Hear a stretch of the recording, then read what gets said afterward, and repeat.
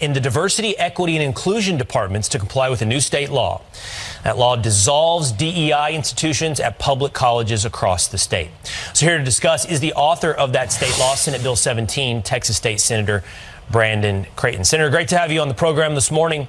So we've already seen the implementation at the University of Texas. Do you expect, how quickly will we see this at other public universities in Texas, the dissolution of their DEI department?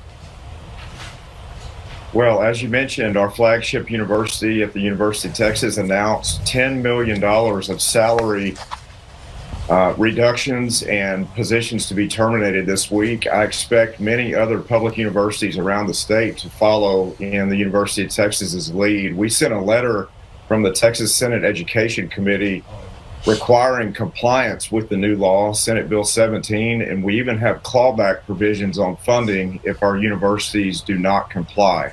We'll have hearings just in a few weeks, and I think the universities and chancellors and boards of regents are getting ready for those hearings to make sure they can explain they've taken this new law very seriously. Those hearings will be fascinating because one of the things I'm curious about for you is compliance. So I hear you about the clawbacks. That's a punishment.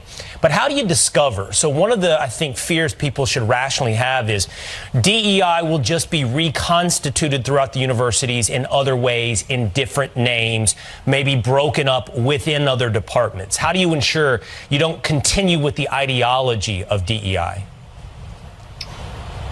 Well, those promises of clawbacks and freezing of university funding through our Texas state budget, that's a powerful incentive, right? We want to make sure that these DEI offices are removed from campuses permanently. There will be no reauthorizing, renaming, or relaunching the DEI efforts under other strategies. And we're very intent on the Senate Education Committee here in Texas to make sure that we achieve exactly that. So how do we make sure?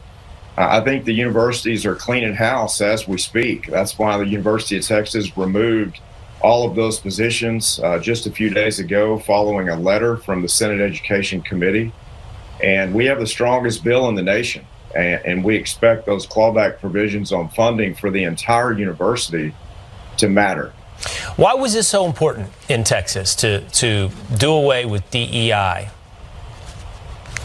Well, we've had diversity, equity, and inclusion units, 379 employees at University of Texas alone, earning over $10 million a year. We've seen data on minority faculty recruitment and hiring showing that hiring and the outcomes are going backwards under DEI. We've seen professors in Texas terminated for pledging to treat every student equally. We've seen Asian American students excluded from DEI strategies and political leftist loyalty oaths required of every professor applying for a job.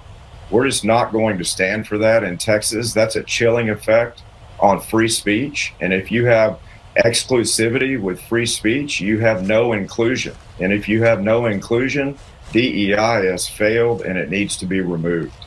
It's a big moment in Texas. We appreciate you joining us and letting us know about this new bill. And by the way, it's already implementation there in the great state. All right, great to see you, Senator. Thank you so much.